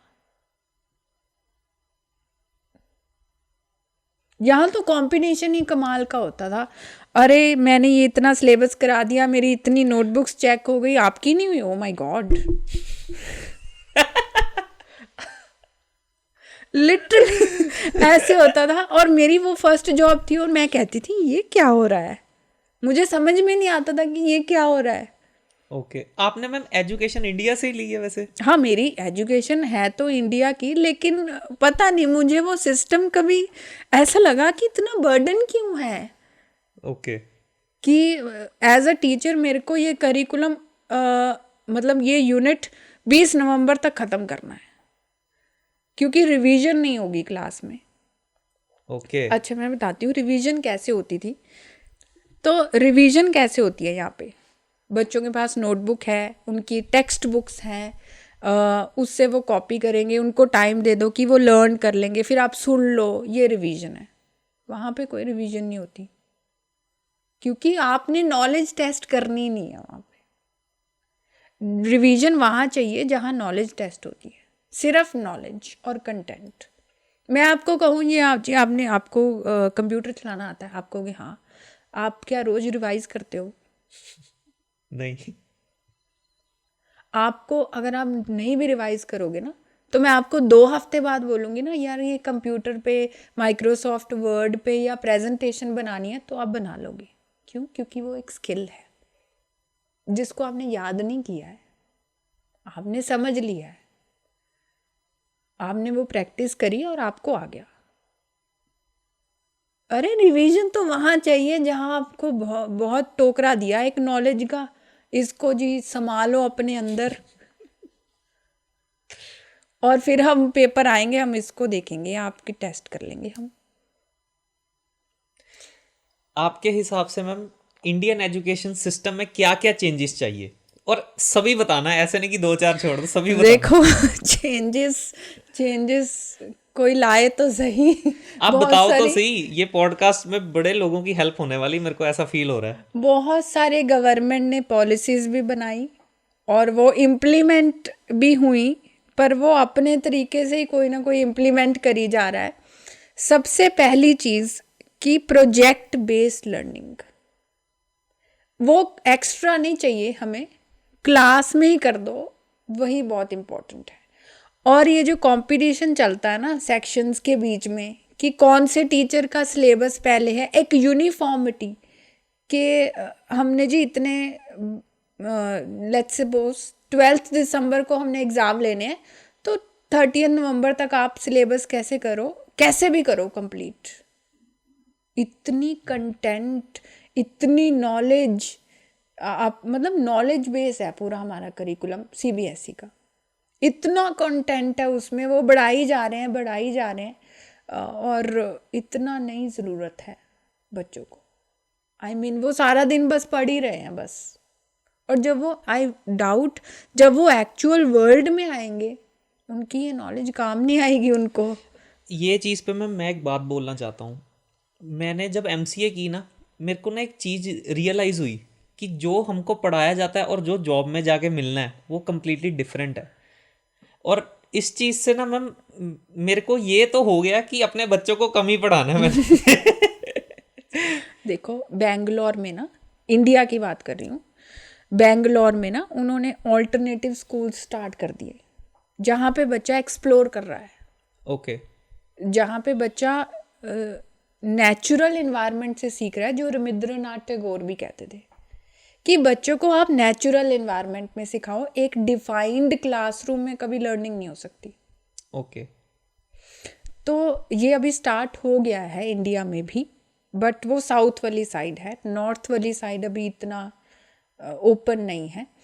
और जैसे हमने कहा चेंज स्कूल्स में या एजुकेशन सिस्टम में चेंज, अरे रियल वर्ल्ड और जो डिफाइंड क्लासरूम में एक सेल में बैठे आप जो लर्निंग कर रहे हो, उसमें तो बहुत डिफरेंस है। एटलीस्ट अप्लाई तो हो उनकी नॉलेज कहीं तो। अब बच्चे हमसे पूछे हमको क्यों पढ़ा रहे हो ये साइन कॉस थीटा, हमारे पास कोई जवाब नहीं है। ये मैंने पूछा था और मेरे को आगे से जवाब पता क्या मिला ताकि तुम भी आगे पढ़ा सको कि और एक जवाब और मिला था, मैंने पूछा क्यों पढ़ा रहे हो, क्योंकि कहते क्योंकि हमने भी किसी से पढ़ा है। ये दो जवाब है यहाँ पे। बट एक्चुअली ये जवाब इसका ये है कि अगर बिल्डिंग बनानी है, एंगल सेट करना है, आर्किटेक्चर में इसका बहुत बड़ा रोल है। ओके, अभी टीचर को यही नहीं पता कि साइन कॉस थीटा में पढ़ा क्यों रहा हूँ, जैसे ये जवाब देते हैं टीचर्स। पर चलो आजकल थोड़ा बहुत उनको भी पता है कि बच्चे चैट जीपीटी से पढ़ के आए हैं थोड़ा सा, तो हम भी थोड़ी नॉलेज लेके जाएंगे। क्योंकि बच्चे देखो आउटसाइड द वर्ल्ड आपसे सवाल पूछेंगे। एक बच्चे ने हमें बहुत इंटरेस्टिंग क्वेश्चन पूछा था, और ये इंडिया की बात कर रही हूँ, और उसका क्वेश्चन बहुत रेलिवेंट था। उसने हमसे टीचर्स कलेक्टिवली टीचर्स से ये क्वेश्चन पूछा, आप हमें हिस्ट्री क्यों पढ़ाते हो? हिस्ट्री वाले टीचर से बेसिकली वो पूछ रहा था। तो हम सारे बैठे थे, तो उसने इन जनरल पूछ लिया ताकि कोई ऑफेंड ना हो। तो उस टीचर ने कहा कि आपको अपने रूट्स की नॉलेज होनी चाहिए। तो वो कहता लेकिन ये रूट्स से मेरे को क्या हो रहा है ना, अंदर फीलिंग ये हो रही है, मेरे को औरंगजेब के लिए नफ़रत फील हो रही है, मेरे को एक कम्युनिटी से रिलेटेड कुछ मेरे को एवर्जन फील हो रही है, लड़ाइयाँ नहीं बढ़ेंगी इससे। उसने हमसे ये क्वेश्चन पूछा हिस्ट्री से।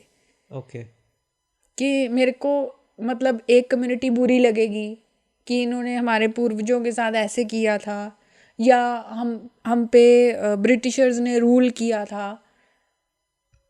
इसका मेरे पास कोई जवाब नहीं है ना उस टीचर के पास कोई जवाब था। लेकिन बात तो सही है बच्चे की। बहुत अच्छी बात करी उसने,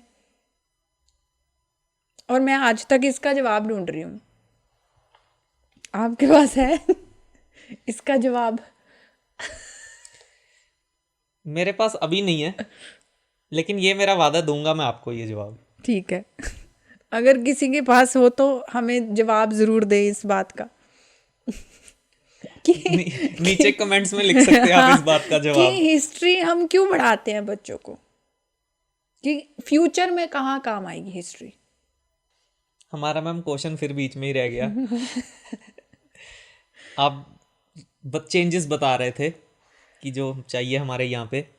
चेंजेस देखो, मैंने पहले कहा कि relevance to the real world. दूसरा, एक रीफॉर्म करना बार बार अपना करिकुलम। ये नहीं है कि जो सालों से एक बारी बन गया बस वही है। नई नई रिसर्चेज होती हैं, उसकी रेलिवेंस लेके आना अपने करिकुलम में, उसकी एग्जांपल्स लेके आना अपने करिकुलम में, फिर project based learning in the class, और एक ऑन गोइंग फॉर्मेटिव असेसमेंट, जिसमें ऐसा नहीं है कि बच्चे ने असाइनमेंट करी और आप एंड में उसके 20 मार्क्स की एक नोटबुक के आप मार्क्स लगाओगे, ऐसा नहीं।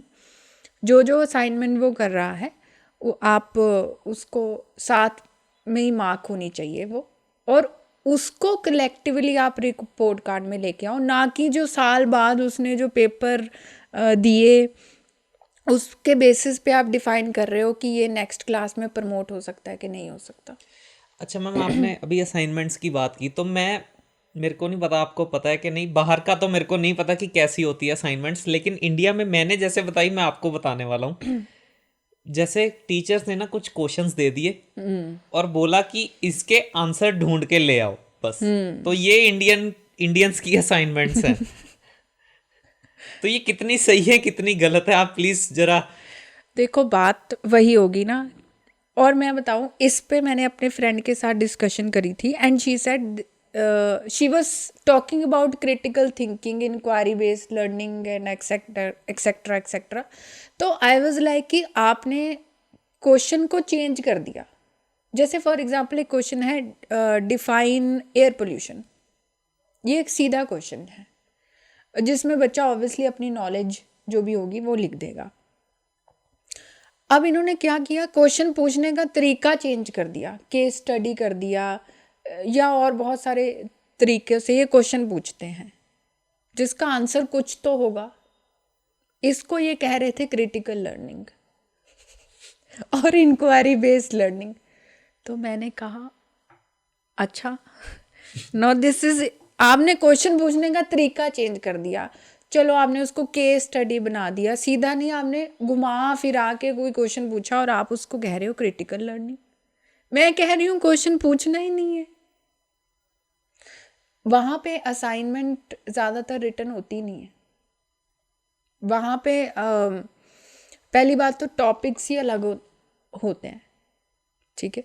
जैसे एयर पोल्यूशन की अगर मैं बात करूँ तो वो एक कम्युनिटी से एग्जांपल उठाएंगे कि इस एरिया में पोल्यूशन हो रहा है, आप सर्वे करो कि उस एरिया में क्या प्रैक्टिसेस होती हैं लोगों की। ये एक एग्जांपल है। दूसरा, वहाँ जैसे फॉर एग्जांपल एक टॉपिक है फोर्सेस एंड स्ट्रक्चर। तो वहाँ पे टीचर ने क्लास में मार्शमैलो से इग्लू बनवाया। पूरी उन्होंने बच्चों ने मेजरमेंट्स ली कि इतने सेंटीमीटर का हम राउंड करेंगे, इतना सेंटीमीटर ये वॉल्स रहेंगी। ये होती है उनकी असाइनमेंट। कोई पेपर नहीं है उसमें कि इतना सेंटीमीटर हमने लगाया। फिर वो गूगल क्लासरूम में वो टीचर एक फॉर्म देगा कि ये फॉर्म फिल करो। फॉर्म में क्या होता है कि आपने ग्रुप लर्निंग करी, आपके ग्रुप में कौन सबसे ज़्यादा हेल्पफुल था, क्या उसकी सजेशंस थी, क्या उस बंदे से आपको प्रॉब्लम्स फेस हुई, ये असाइनमेंट। फिर मैम इंडिया में ये कंसेप्ट आया कहाँ से कि पेपर पे लिखो बस रटते रहो? ये कंसेप्ट आए कैसे हैं यहाँ पे? ये ट्रेडिशनल कॉन्सेप्ट है, ठीक है। और अब मुझे इसमें डीप नॉलेज नहीं है कि आया तो वैसे ये ब्रिटिशर्स का ही था, बट उन्होंने रिफॉर्म किया ना, इसको चेंज किया। पहले वो भी ऐसे रट्टे लगाते थे? हाँ, पहले वो भी ऐसे ही था, उनका भी बैंकिंग कॉन्सेप्ट ही था। लेकिन उन्होंने पूरा चेंज कर दिया अपना सिस्टम। अब वहाँ पे चेंज होगा, फिर हम उसको कॉपी करेंगे, फिर यहाँ पे चेंज आएगा, पता नहीं वो कब आएगा। तब तक तो मुझे लग रहा है सारे अब्रॉड जा चुके होंगे। हाँ, कि हमें देखो बेटर एजुकेशन के लिए लोग अब्रॉड जा रहे हैं ना। जी जी बिल्कुल। स्पेशली पंजाब में। यस। आप किसी भी यूथ को पूछो, वो कहेगा मैं पागल हूँ, यहाँ क्यों रहूँगा मैं। वो फैमिली भी धीरे धीरे ले जाएगा। मैं आपको एक और एग्जांपल देती हूँ। यहाँ पे जो भी स्कूल्स हैं जो कहते हैं कि हम बहुत क्रिटिकल लर्निंग करते हैं, XYZ बहुत सारे प्रोजेक्ट्स बना रहे हैं, रिकॉर्ड है हमारा, उनके बच्चों के कुछ कुछ प्रोजेक्ट्स मान लो USA में वो हो गए, एक्सेप्ट हो गए। तो प्राइड कहाँ से आया कि हमारा कॉन्सेप्ट बाहर चला गया। ओके। तो यहाँ पे स्कूल्स में क्या होता है कि प्रोजेक्ट्स अगर बाहर सिलेक्ट हो गए, इंटरनेशनल लेवल पे चले गए, USA चले गए टू बी प्रिसाइज, तो प्राइड आ गई कि वाह यार USA में चले गए। हमारे में है ना, वो है, बिल्कुल है कि हमारा बाहर चला गया तो सक्सेसफुल हो गया। वो तो आई don't know when it will go.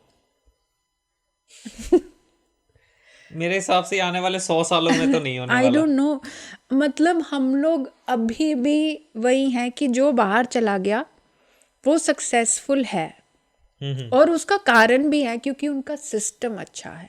Specially education से रिलेटेड।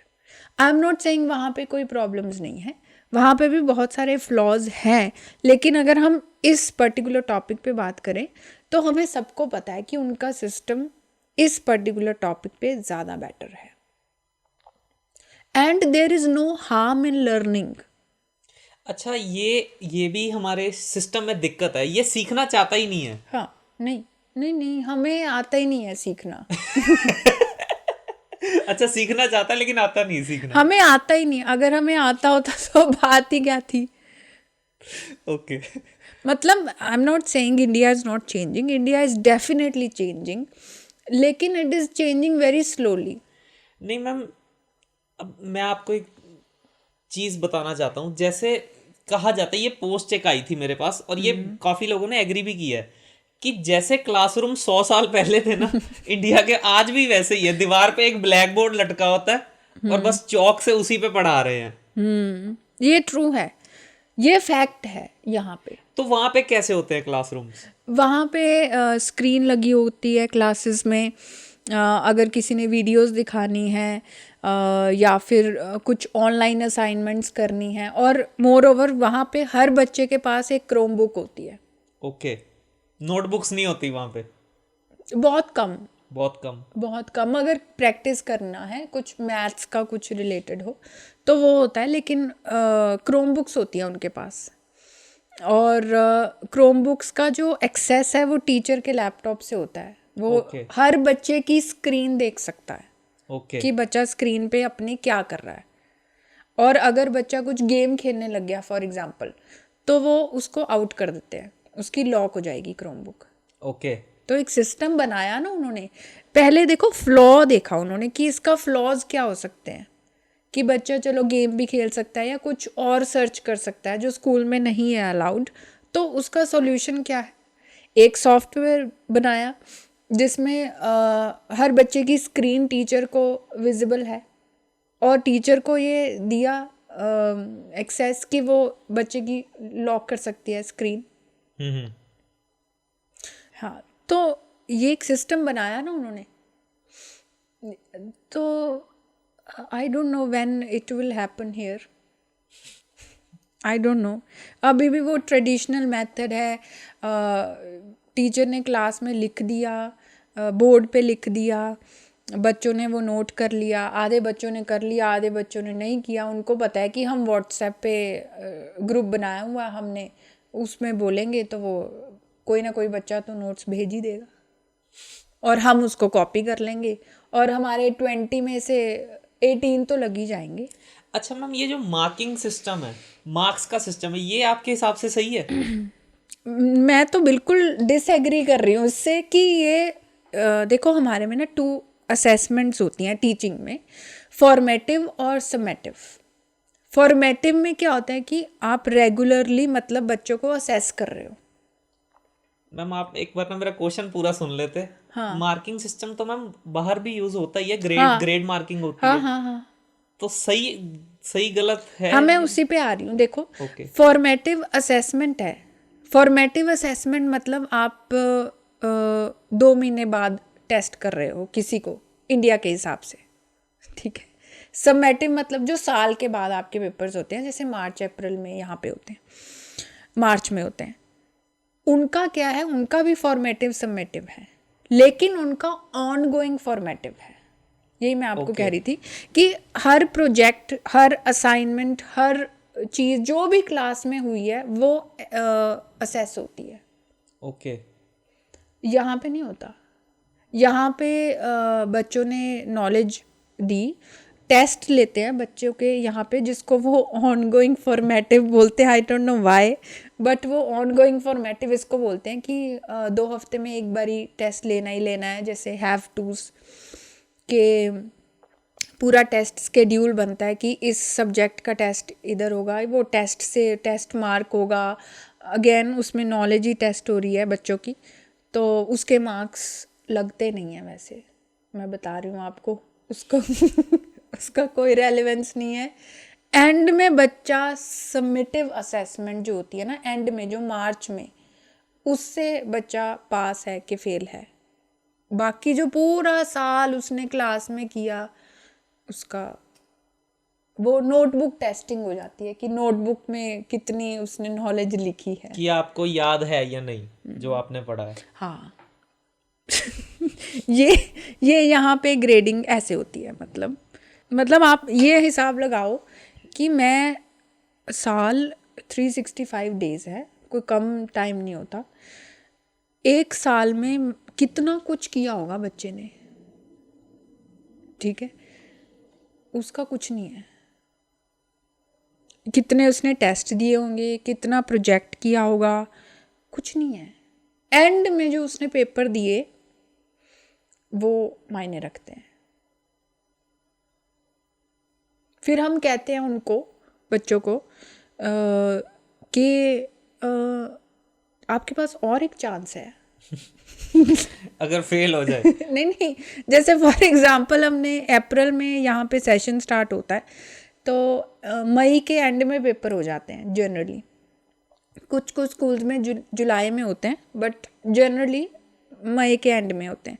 अगर किसी ने नहीं स्कोर किया तो हम कहते हैं आपके पास एक और चांस है। तो फिर दिसंबर में हम कहते हैं एक और चांस है, बस। अरे व्हाट अबाउट जो अप्रैल के मंथ में उसने पूरा किया, वो कुछ तो किया होगा ना अपने क्लास में। कोई असेसमेंट है ही नहीं। ओके। एक मैंने ना एक चीज नोटिस की आप में, बहुत भड़ास थी आपके अंदर। सर देखो क्यों है, मैंने ना वहाँ पे कनाडा में ग्रेड 12 के बच्चों को पढ़ाया, और बहुत सारे उसमें इंडियन कम्युनिटी के बच्चे थे, और उसमें कुछ बच्चे ऐसे थे जो अकेले थे वहाँ पे, ठीक है। देखो रूट कॉज इसका क्या है, हमारा सिस्टम। वहाँ पे एक ग्रेड 12 के बच्चे को अकेले सरवाइव करना कितना ही हार्श होगा, आप देखो। मतलब उनको देख देख के मेरे को ऐसे होता था, काश हमारा सिस्टम अच्छा होता। ओके। कि मतलब ग्रेड 12 का बच्चा कितने सालों का होगा, max to max I think 17-18 का होगा। Yes yes. कैसे वो अकेला बेसमेंट में सरवाइव कर रहा है। मैं उसको पूछती थी, बेटे आपने खाना खाया? वो कहता था कौन बनाएगा। वो अपने पेरेंट्स को नहीं बताएगा। चलो मैं मानती हूँ कि पेरेंट्स की गलती है कि उन्होंने क्यों भेज दिया, बट एज अ पेरेंट देखो आपका वो कहते हैं कि उनका ये थॉट होता है कि हमारा बच्चा उस सिस्टम में जल्दी, जितनी जल्दी वो हो जाए उतना अच्छा है। यहाँ पे क्या करेगा? वो गलत तो वो भी नहीं है। तो फिर अगर मैं यहाँ पे डिस्कशन करती हूँ तो वो यही कहते हैं कि ये तो पेरेंट्स की गलती है कि क्यों भेज रहे हैं अपने बच्चों को वो बाहर, यहाँ पे इतना अच्छा है। आई मीन नहीं है अच्छा ना, हम एग्री तो करें कि हम माने तो सही कि कुछ जो अफोर्ड कर सकते हैं उनके लिए है, जो नहीं कर सकते वो। फिर उनका ये होता है कि फिर वो इतना अफोर्ड कर सकते थे कि उन्होंने बाहर भेज दिया, इससे अच्छा यहीं कर लेते अफोर्ड, कुछ काम यहीं खोल लेते हैं ना। यही खोल लेते। बट नहीं है, हमारा सिस्टम भी तो नहीं है ना वैसे का। हम वो इसलिए शायद भड़ास है। नहीं, बड़ी भड़ास जो है जेन्युइन है, तो जेन्युइन है, बिल्कुल है। कि हम क्यों अपनी फैमिलीज को छोड़ छोड़ के हमें जाना पड़ रहा है। मैम चलिए, आज आपके साथ मेरे को वार्तालाप करके बहुत अच्छा लगा, और आई होप कि ये अगर किसी सिस्टम के पास ये पॉडकास्ट जाए तो वो कुछ न्यू इम्प्लीमेंटेशंस करें। पहले आप अपना एक्सपीरियंस बताइए, आपको कैसा लगा बात करके? मेरे को बहुत अच्छा लगा। आई थिंक मैं एक बुक लिखना चाह रही हूँ, अभी चाह रही हूँ ऐसे ही। उसका टाइटल ये होना चाहिए, education a scam. Education a scam. Education a scam. तो उसमें ये सारी चीज़ें I really want to write, और आपने ये मेरे को बहुत हेल्प कर दी कि ये बोलने में। So thank you so much for giving a platform to me. Thank you. So अगर आपको ये वीडियो अच्छी लगी है तो प्लीज़ लाइक कीजिए, कमेंट कीजिए, शेयर कीजिए और सब्सक्राइब ज़रूर कीजिए ताकि मेरे आने वाले वीडियोस आप सब तक पहुंच सके। तो चलिए मिलते हैं अब अगली वीडियो में, तब तक के लिए अलविदा।